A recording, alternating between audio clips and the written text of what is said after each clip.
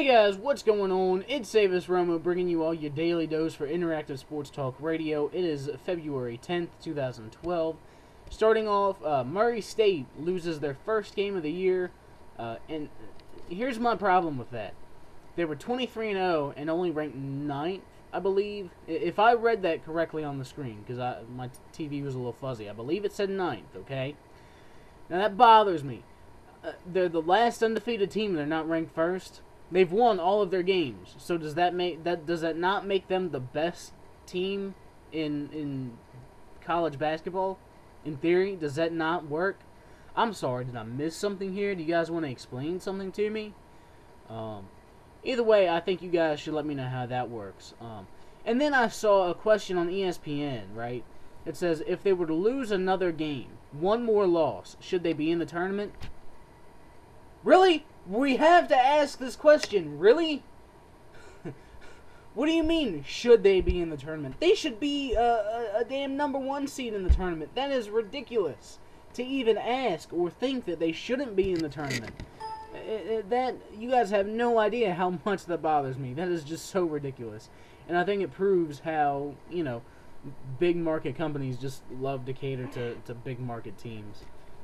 Anyways, moving forward, UFC fighter Nick Diaz failed his drug test after UFC 143 loss to Carlos Condit. He did not fail for steroids or anything performance enhancing. He failed his drug test by testing positive for marijuana. Diaz will have 20 days to put together a defense against the, I believe it's the Nevada State Athletic Commission. And this is not the first time he's been in trouble like this. Back in 2007, he lost his fighting license for 6 months and was fined $3,000 for testing positive to marijuana. The exact same thing. You would think that this guy would learn, but obviously not. Either way, though, best to him moving forward. Get it together, man. You're a decent fighter. Get it together. Stay in the game. Patriots wide receiver Chad Ochocinco is changing his last name back to Johnson.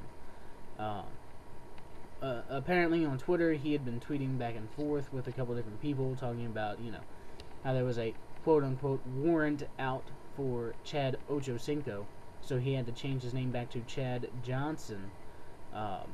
When asked later about that warrant, he revealed that warrant is marriage. So this is more than likely because the woman that he's marrying, I do not know her name at all, period. I do not follow that side of sports. Probably doesn't want her last name to be Ochocinco. Yeah, good look. I'm proud of you for making this fool change his last name from Ochocinco back to Johnson. You were born Chad Johnson. Alright? Stick with your last name. Ochocinco's dumb. I don't care what number you wear. I would have laughed if the Patriots stuck you with number 81 when you got to New England. That would have been hilarious if Ochocinco wore Ocho Uno. That would have been the best storyline coming out of Patriots training camp last year. And it would have been the most interesting story about you all year since you can't catch footballs anymore. But that's the other thing I want to talk about. Does changing his name back to Johnson mean that he's going to change back to a legitimate #1 wide receiver? That would be amazing as well. Not only does he have a normal last name and not something crazy and ridiculous, but he might even be able to catch touchdown passes now. Either way, more out of the Patriots camp. Bill Belichick reportedly dared the Giants to throw to Manningham. In audio recorded for NFL Films, Belichick was quoted as saying, "We're right on them, it's tight. Make them go to Manningham, make sure we get Cruz and Nix." Isn't this always the game plan? Like, I understand that this is the Super Bowl, and he said, make them go to Manningham, and they went to Manningham, and Manningham made the play. But isn't this always the game plan?